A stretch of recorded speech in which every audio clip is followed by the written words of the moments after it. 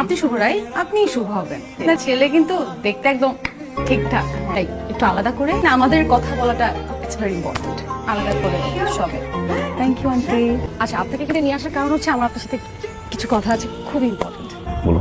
আমি একজনকে ভালোবাসি, ও ইউএসএ থাকে। বলতে পারেন লং ডিস্টেন্স, কিন্তু আমাদের কখনো ফিলই হয় না যে আমাদের লং ডিস্টেন্স রিলেশনশিপ। আমাদের রিলেশনশিপের বয়স 3 বছর 48 দিন। ইমপ্রেসিভ না? দিনও মনে রেখেছে, ও মনে রেখেছে। সো এই বিয়েটা ভাঙতে চান, তাই তো? আমি জানি আমার ছেলে নিশ্চয়ই অনেক পছন্দ হয়েছে। হিরে শুভ, দৃষ্টিমাকে অনেক পছন্দ হয়েছে না তোর? আমি জানতাম পছন্দ হবে, আমি বলেছি না। ক্যারেক্টার থাকে, ভুলে যান না আপনি আমি not real, fake fake husband wife. মনে নেই? আমি চলে যাবো কয়েকদিন পরে, আমার বয়ফ্রেন্ড আছে, মনে আছে? বলেন কেন রাজি হলেন? আপনার কি মনে হয় যে ভালো শুধু আপনি একাই বাসতে পারেন, আর কেউ ভালোবাসতে পারেন?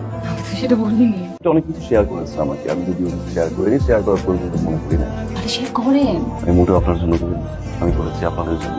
আমি একজনকে ভালোবাসতাম, 6 বছর রিলেশন ছিলাম। 6 বছর রিলেশনশিপের পরে আমার বাসায় আমি জানি আমার মা প্রথমে রাজি ছিল না, কিন্তু পরে রাজি। দুই পরিবারের রাজি হয়ে যায়। বিয়ের দিন ঠিক হয় আমাদের 7ই সেপ্টেম্বর। ওরা শপিং করতে থাকে বসে। 7ই সেপ্টেম্বর আপনি একটা নিউজ হয়তো আপনি দেখেছেন বা আপনি পড়েছেন, একটা মাইক্রোতে সড়ক দুর্ঘটনা হয়, 7 জন স্পট ডেথ হয়, বাকি 6 জন ছিল আর ফ্যামিলি মেম্বার। সরি।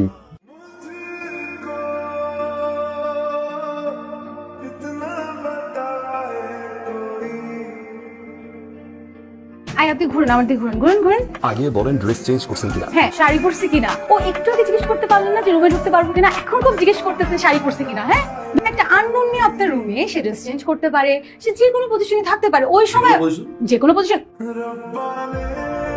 আপনি তো কিছু কিছু দেখেন নাই তো, রাইট? দেখলেও বলা যায় এটা? কি না, আমি আমার কাছের জিনিস খুব দেখতে পাই না, এটা ছোটবেলা থেকেই আমার চোখের প্রবলেম আর কি। শাড়িটা তো ঠিক মতো পরবেন নাকি? যেভাবে পড়ছিলেন মনে হয় যে পুতুলের সামনে দাঁড়ানো, আপনি একটু পরে জামা। আমি আসলে শাড়ি পরতে পারি না তো, মানে আমি তো ইউজ টু না আসলে, তাই মনে হচ্ছে যে কিভাবে আপনি না বললেন যে আপনি কাছের জিনিস দেখতে পান না, তাহলে আপনি কোত্থেকে দেখলেন যে আমি জালের মতো করে শাড়ি পরছি, মাছ ধরছি? আপনাকে আমি কিছু কথা বলি, দেখেন 3-3 বার ধরা গেলেন আপনি, বিয়ে ভাঙলেন আপনি, সব জায়গায় তো আপনি। সে কই? আরে আমায় যদি থাকতাম তার জায়গায়, আমি যদি থাকতাম, আমি তো দৌড়ে চলে আসতাম। সো হ্যাপি, আমি সো হ্যাপি, ফাইনালি সবকিছু হতে যাচ্ছে। আপনি কি আমার সাথে একটু যাবেন আমার সাথে? I'm so happy, I'm so happy, I'm so happy. Finally, it's happening. Hi, busy তুমি? অফিস থেকে এসে ফ্রেশ হলাম। কাজ শেষ? হ্যাঁ। আমার ফাইনালি সবকিছু ডান, কিন্তু আমাদের সবকিছুর বড় ভয় লাগছে। তুমি যদি আমার সাথে থাকতে তাহলে সবকিছু অনেক স্মুথলি হতো। তুমি একটা কাজ করো না, তুমি আসো, তুমি এসে আমাকে নিয়ে যাও, আমার সাথে ইউএসএ যাই। কি পাগল হইছো? আমি যদি এখন বাংলাদেশে যাই আমার মিনিমাম $1000 খরচ। তুমি সাথে আসবা ডাবল খরচ। না না না, দ্যাটস ফাইন, আমি পারবো। আচ্ছা, আম্মু ডাকছে, পরে কথা বলি। ওকে।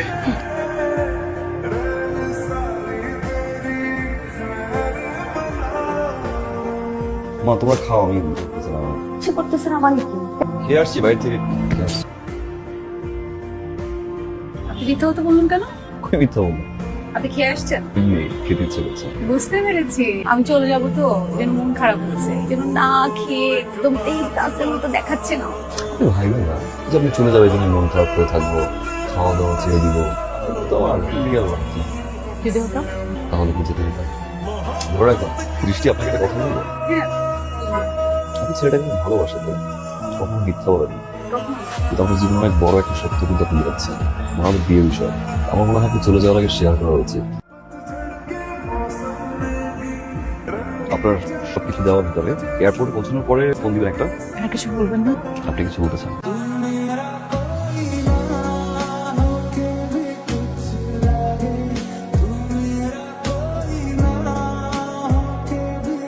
হ্যালো, আমি যে বের হয়েছি গাড়ি, আমার তোমার সাথে কিছু কথা আছে। আচ্ছা ঠিক আছে, বলো।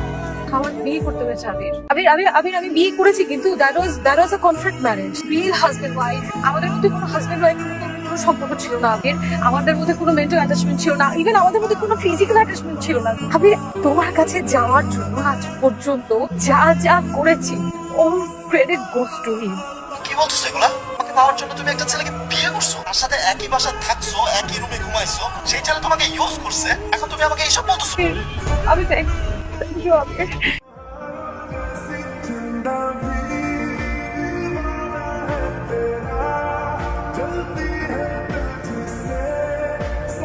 এখানে কেন? ব্যাগ কোথায়? কথা বলছেন না কেন? আচ্ছা, সত্যিকারের ভালোবাসার মানে কি? আপনার 11:30 ফ্লাইট, আর আমি আপনাকে এখন এখানে বসে বুঝাবো সত্যিকারের ভালোবাসা মানে কি। আমি জানি কি? আজকে আমাকে সে কি বলে জানে, আমি নাকি আরেকজনের ইউজ করা মানুষ। আচ্ছা শুনুন না, আপনি হলে কখনো এই কথাটা আমাকে বলতে পারতেন, ইউজ করা মানুষ? আমি কাকে জিজ্ঞেস করছি? যে কিনা প্রথম একজনকে এত ভালোবেসে না পেয়ে কষ্ট পেয়ে দ্বিতীয়বারের মতো একজনকে ভালোবেসে, মানে আরেকটা মেয়ে না, নিজের বিয়ে করা বউকে ভালোবাসতে শুরু করে তাকে একটাবার মুখ ফুটে বলে না যে তাকে ভালোবাসে। কেন বলে না?